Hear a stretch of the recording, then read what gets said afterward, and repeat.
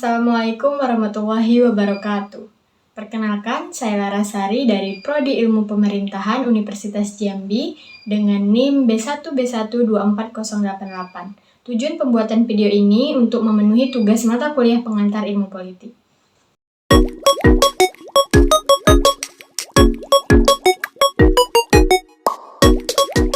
Nah, sebelumnya kita perlu tahu nih, apa sih politik itu? Bayangkan kamu sedang berada di sebuah pesta.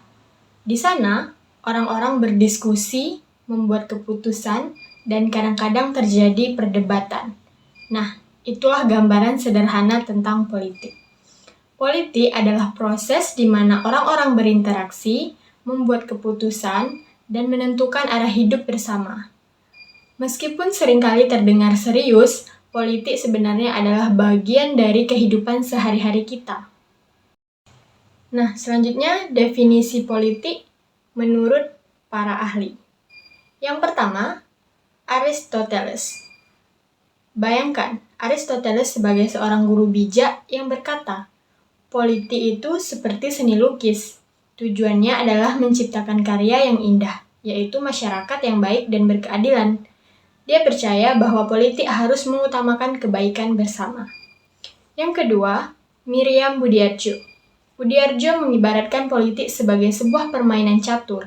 Setiap langkah yang diambil dalam permainan ini, baik itu strategi atau taktik, berpengaruh pada hasil akhir. Dia menekankan bahwa politik melibatkan banyak kegiatan untuk mencapai tujuan tertentu dalam masyarakat. Yang ketiga, Andre Hewitt. Hewitt melihat politik sebagai sebuah peta jalan. Dalam peta ini, kita membuat aturan dan peraturan yang akan menuntun kita dalam perjalanan hidup bersama. Tentu saja, ada saat-saat ketika kita harus berdebat dan bekerja sama untuk menemukan jalan terbaik. Yang keempat, Gabriel Almond. Almond menggambarkan politik sebagai panggung teater, di mana keputusan penting dibuat. Di sini, aktor-aktor yaitu pemerintah dan masyarakat berperan dalam menentukan kebijakan yang akan memengaruhi kehidupan sehari-hari kita. Yang kelima, Ramlan Surbakti. Surbakti melihat politik sebagai sebuah dialog antara pemerintah dan masyarakat, seperti percakapan antar teman yang saling mendengarkan dan berusaha memahami satu sama lain untuk mencapai kesepakatan. Itulah gambaran dari beberapa pandangan menurut para ahli. Jadi, meskipun politik seringkali dianggap membosankan atau rumit, sebenarnya ia adalah bagian penting dari kehidupan kita sehari-hari, seperti pesta yang penuh warna. Melalui interaksi, diskusi, dan keputusan bersama, kita dapat membentuk masa depan yang lebih baik untuk diri kita dan masyarakat. Ingatlah bahwa setiap suara memiliki arti, dan setiap tindakan bisa membawa perubahan. Nah, sekarang kita lanjut dengan apa itu politik menurut beberapa pandangan, yaitu pandangan klasik, kelembagaan, kekuasaan, fungsionalisme, dan konflik. Yang pertama, apa itu politik dari pandangan klasik? Apa yang dimaksud dengan politik dalam pandangan klasik? Dalam pandangan klasik, politik dipahami sebagai usaha untuk mencapai kebaikan bersama. Aristoteles, seorang filsuf terkenal, menyatakan bahwa tujuan politik adalah menciptakan masyarakat yang adil dan sejahtera. Ia percaya bahwa keputusan politik harus didasarkan pada nilai-nilai moral seperti keadilan dan kebenaran. Namun, apa yang dianggap sebagai kebaikan bersama bisa berbeda-beda tergantung pada sudut pandang masing-masing individu atau kelompok.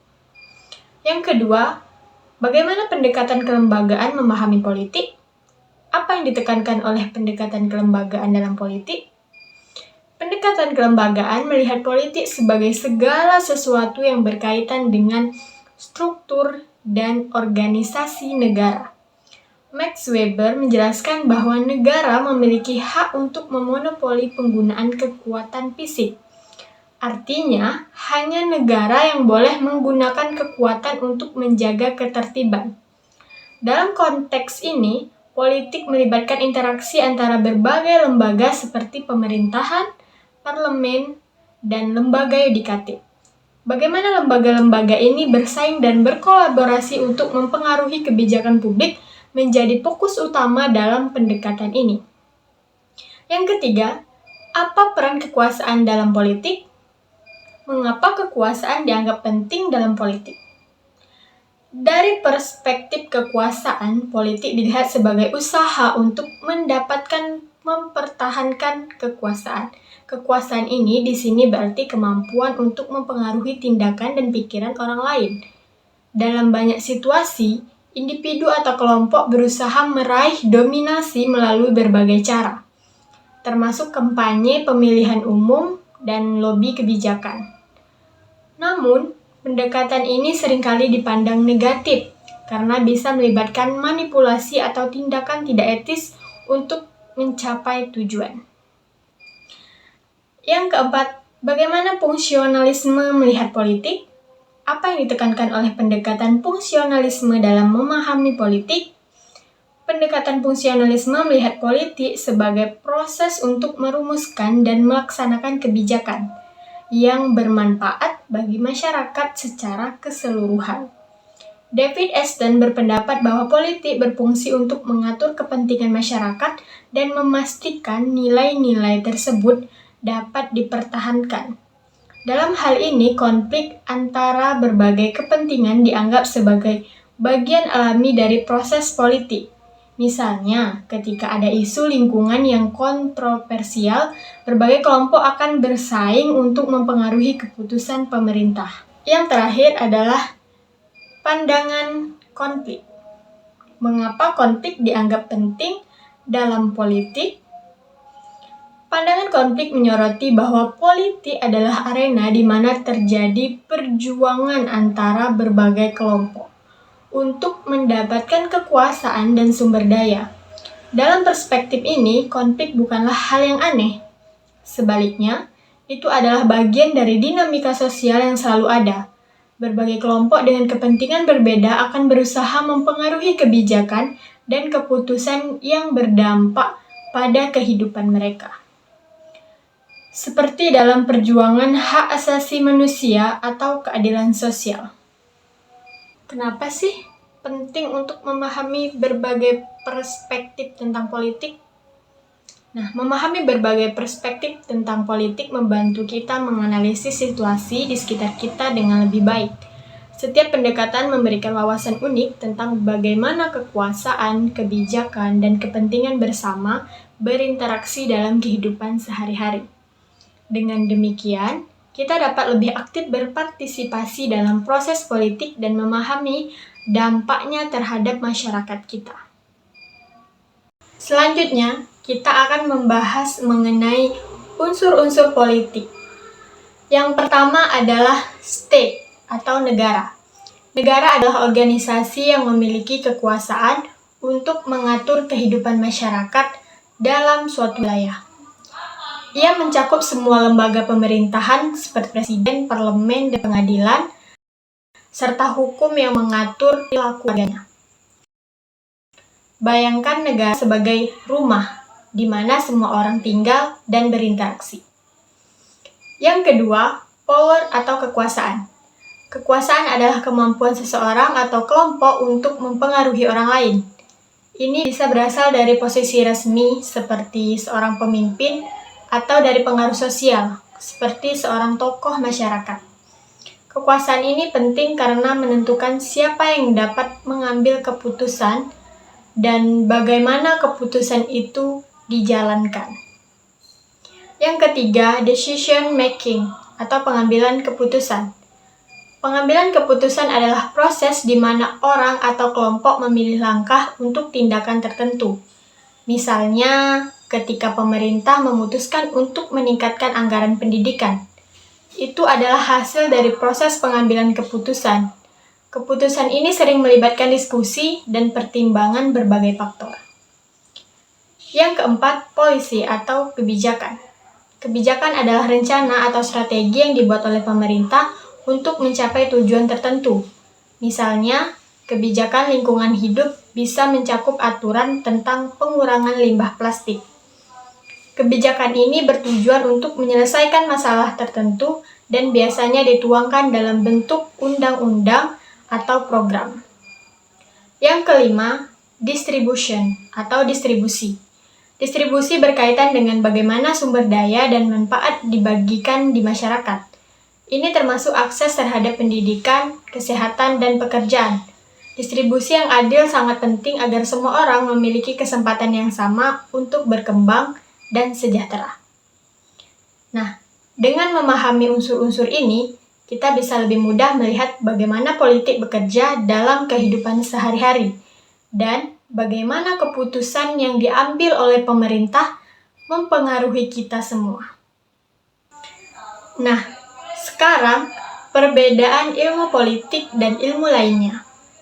Yang pertama, ilmu politik fokus pada kekuasaan, pemerintahan, dan kebijakan publik. Contohnya, bagaimana pemilihan umum berlangsung atau bagaimana undang-undang dibuat. Sedangkan ilmu lainnya mungkin lebih fokus pada aspek sosial atau budaya tanpa menekankan pada kekuasaan secara langsung. Yang kedua, ilmu politik menggunakan berbagai metode penelitian, baik kuantitatif seperti survei maupun kualitatif seperti wawancara. Sedangkan ilmu lainnya bisa bervariasi. Misalnya sosiologi sering menggunakan wawancara lebih mendalam untuk memahami interaksi sosial. Perbedaan yang ketiga, ilmu politik meneliti hal-hal seperti negara, partai politik, pemilihan, dan kebijakan publik. Ilmu lainnya mungkin lebih luas, misalnya sosiologi bisa mempelajari interaksi antar kelompok tanpa fokus khusus pada struktur kekuasaan. Yang keempat, ilmu politik bertujuan untuk memahami bagaimana kekuasaan bekerja dan dampaknya terhadap masyarakat. Sedangkan ilmu lainnya tujuannya bisa berbeda. Misalnya antropologi, mungkin ingin memahami budaya suatu kelompok tanpa mempertimbangkan aspek kekuasaan. Nah, jadi secara keseluruhan, ilmu politik sangat terhubung dengan banyak disiplin ilmu lainnya. Masing-masing memberikan perspektif yang berbeda yang membantu kita memahami isu-isu kompleks dalam masyarakat. Meskipun ada perbedaan dalam fokus dan metode penelitian, kolaborasi antara ilmu politik dan ilmu lainnya sangat penting untuk mendapatkan gambaran yang lebih lengkap tentang dinamika sosial dan politik di dunia kita. Materi selanjutnya mengenai teori politik. Yang pertama, definisi dari teori politik. Teori politik adalah studi yang membahas bagaimana kekuasaan dan keputusan politik berfungsi dalam masyarakat. Ini mencakup analisis ide, nilai, dan prinsip yang memandu tindakan individu dan kelompok dalam konteks politik. Misalnya, ketika kita membahas HAM, kita mengacu pada nilai-nilai yang mendasari tindakan pemerintah dan masyarakat dalam melindungi hak-hak individu. Selanjutnya, mengenai macam-macam dari teori ilmu politik. Yang pertama adalah filsafat politik. Filsafat politik berfokus pada pertanyaan mendasar tentang keadilan, kekuasaan, dan legitimasi. Tokoh seperti Plato berpendapat bahwa negara ideal adalah negara yang dipimpin oleh para filsuf yang bijaksana. Dalam karyanya, Republik, Plato menggambarkan masyarakat di mana pemimpin memiliki pengetahuan mendalam tentang kebaikan. Contohnya, dalam sistem pemerintahan modern, kita sering mencari pemimpin yang memiliki visi dan pemahaman yang jelas tentang keadilan sosial.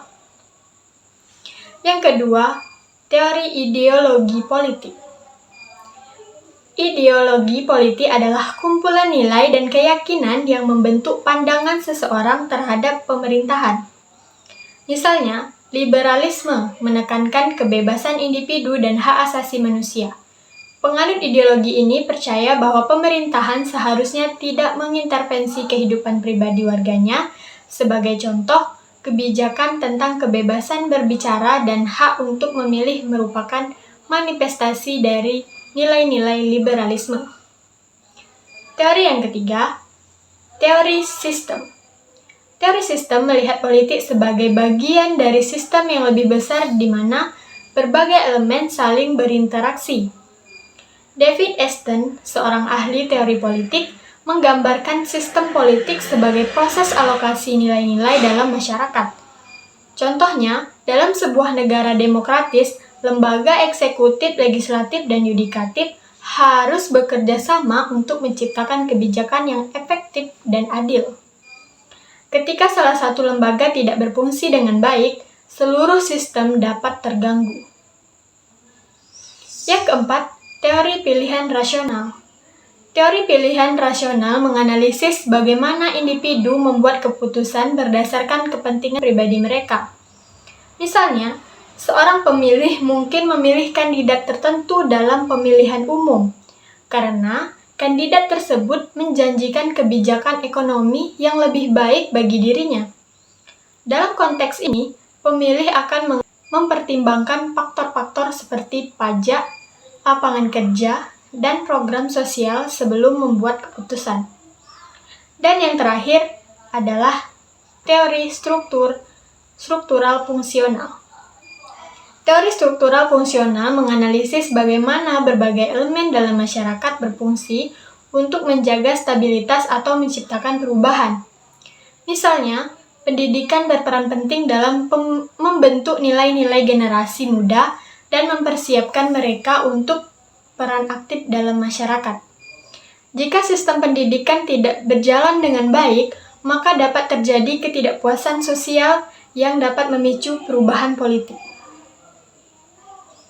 Nah, dengan memahami berbagai teori politik ini, kita dapat lebih baik menganalisis situasi politik di sekitar kita dan menjadi warga negara yang lebih terinformasi. Teori-teori ini memberikan kerangka kerja untuk memahami bagaimana kekuasaan bekerja dan bagaimana kita dapat berpartisipasi secara aktif dalam proses demokrasi. Materi yang terakhir adalah mengenai pendekatan dalam ilmu politik. Perlu kita ketahui bahwa pendekatan ilmu politik adalah metode atau cara yang digunakan untuk menganalisis, memahami, dan menjelaskan fenomena-fenomena yang terjadi dalam ranah politik. Dalam konteks ini, pendekatan dapat diartikan sebagai kerangka kerja yang membantu kita dalam mengidentifikasi, mengkaji, dan menarik kesimpulan tentang berbagai aspek politik. Nah, pendekatan dalam ilmu politik dibagi menjadi dua, yaitu pendekatan tradisional atau kelembagaan dan pendekatan tingkah laku. Yang pertama, pendekatan tradisional atau kelembagaan. Bayangkan, kita sedang menjelajahi dunia politik seperti sebuah gedung besar yang penuh dengan berbagai ruangan.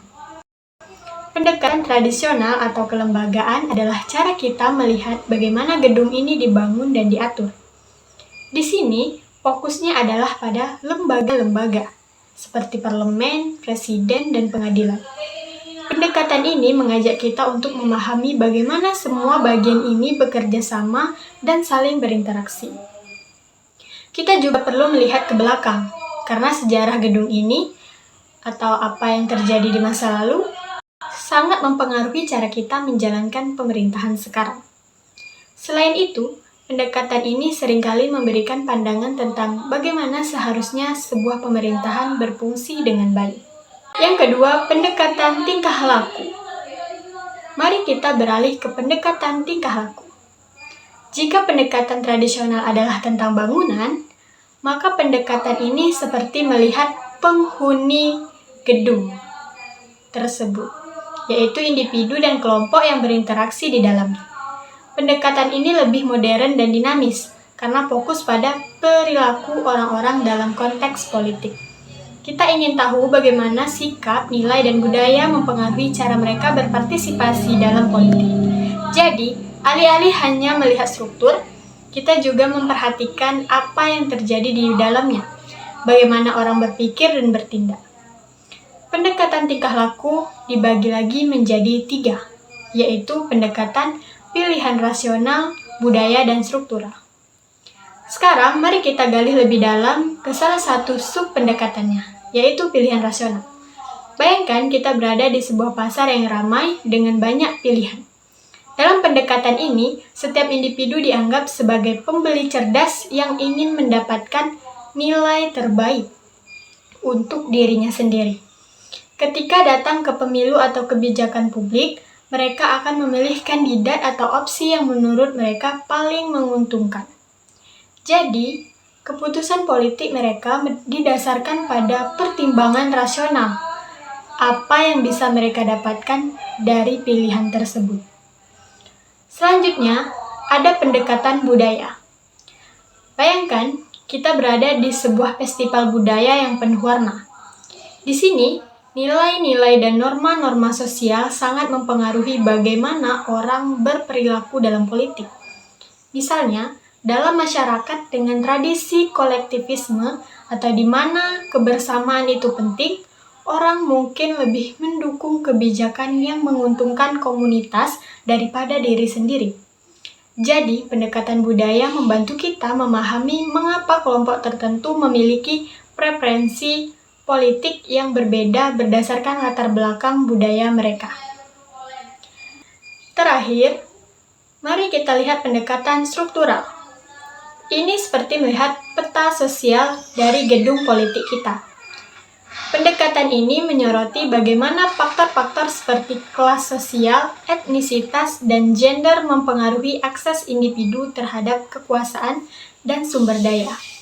Misalnya, seseorang dari kelas sosial tertentu mungkin memiliki lebih banyak peluang untuk terlibat dalam proses politik dibandingkan dengan orang lain. Dengan memahami struktur sosial ini, kita bisa mendapatkan gambaran yang lebih jelas tentang siapa yang memiliki suara dan siapa yang mungkin terpinggirkan dalam sistem politik. Nah, dengan semua pendekatan ini, kita bisa mendapatkan pemahaman yang lebih kaya tentang dunia politik, dari struktur lembaga hingga perilaku individu. Mari kita mengulas kembali materi yang sudah kita bahas. Konsep politik mencakup pemahaman tentang kekuasaan, kebijakan, dan pemerintahan dalam konteks kehidupan sosial. Ilmu politik sebagai disiplin khusus berfokus pada analisis kekuasaan dan proses politik. Berbeda dengan ilmu lainnya seperti sosiologi, ekonomi, atau hukum yang juga mempelajari masyarakat, namun dari sudut pandang yang berbeda. Teori politik menyediakan kerangka untuk memahami ideologi, prinsip-prinsip moral, dan filsafat politik. Sementara pendekatan dalam ilmu politik mencakup pendekatan tradisional atau kelembagaan dan pendekatan tingkah laku, yang masing-masing memberikan cara berbeda dalam mempelajari fenomena politik. Nah, untuk meningkatkan pemahaman dalam ilmu politik, penting bagi para mahasiswa untuk terus aktif berdiskusi dan bertukar pikiran dengan pakar dari disiplin lain. Dengan demikian, kita dapat memperkaya wawasan dan menghasilkan analisis yang lebih terhadap isu-isu politik yang kompleks. Selain itu, mengikuti perkembangan terkini dalam politik global dan lokal dapat membantu dalam merumuskan solusi yang relevan dan inovatif untuk tantangan yang ada. Semoga penjelasan ini membuat topik ini terasa lebih hidup dan menarik. Sekian dari saya. Wassalamualaikum warahmatullahi wabarakatuh.